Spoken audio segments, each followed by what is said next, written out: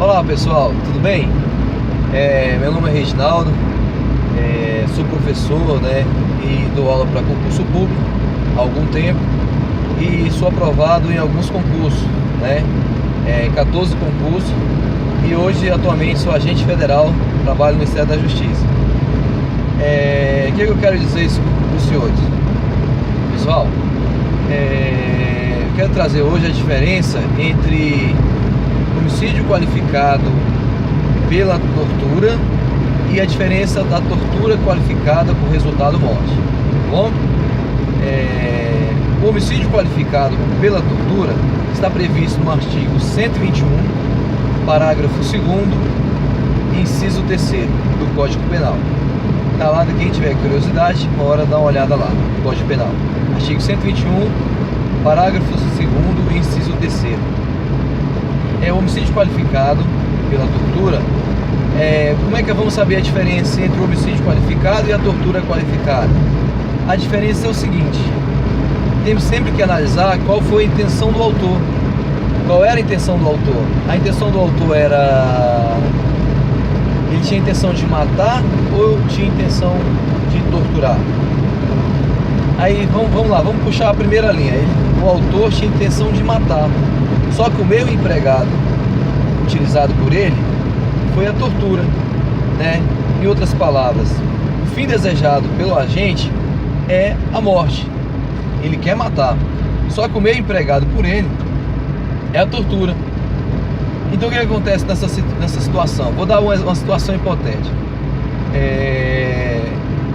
João, com a intenção de matar seu inimigo Pedro, venha trancar Pedro num galpão. Ele tranca Pedro no galpão e sem deixar alimento e sem água. Ele tranca Pedro, amarra Pedro no galpão sem alimento e sem água. Pedro amarrado, ao passar 10 dias, ele veio a chegar a óbito. Pedro veio a chegar a óbito. Nessa circunstância, a intenção de João era matar Pedro, só que ele queria matar Pedro com dor, com sofrimento, né, com angústia, matar aos poucos, igual os outros dizem aqui fora, matar aos poucos. E o meio utilizado por ele foi a tortura. Ele deixou Pedro no galpão, amarrado, sem alimento, né, e com o passar do tempo ele saberia que Pedro chegaria a óbito, né? Então a primeira diferença primordial é a intenção do autor, saber qual é a intenção do autor. Já na tortura qualificada pela morte, a intenção do autor é torturar. O autor não quer matar, o autor só quer apenas torturar. Acontece muito isso, pessoal. O autor ele quer torturar para obter uma confissão da vítima. O autor tortura a vítima para obter a confissão, só que acaba se excedendo.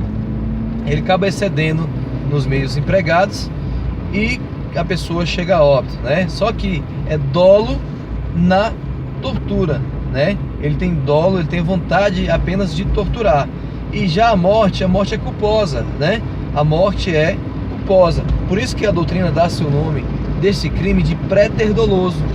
Em outras palavras, passado doloso.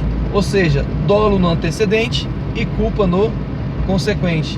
Dolo no antecedente e culpa no consequente. A doutrina dá o nome de passado doloso. Então a diferença básica eu já falei. Então o homicídio qualificado pela tortura, a intenção dele é matar, né? E o meio empregado é a tortura. A intenção do agente é matar e o meio empregado é a tortura.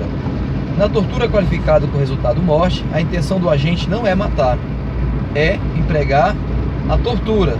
Ele emprega a tortura, a intenção do agente é torturar. Só que o meio empregado, ele se excede nos meios empregados na prática do crime e acaba aí ocorrendo aí a morte culposa. A tortura qualificada pela morte está prevista no artigo 1º, parágrafo 3º da Lei 9455 de 1997. Já o homicídio qualificado pela tortura, ele se encontra no artigo 121 do Código Penal, parágrafo 2º, inciso 3º, beleza? O homicídio qualificado pela tortura é julgado pelo tribunal de júri.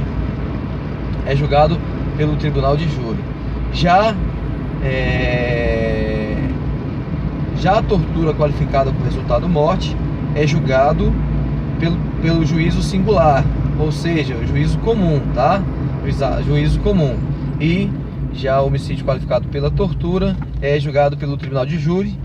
O homicídio qualificado pela tortura é crime hediondo. Previsto lá no rol do crimes hediondos, lá na lei 8.072/90, tá? Lei 8.072 de 1990 aí. Então, gente, vamos prestar bem atenção, porque a história muda tudo. Se for homicídio qualificado pela tortura, é crime hediondo.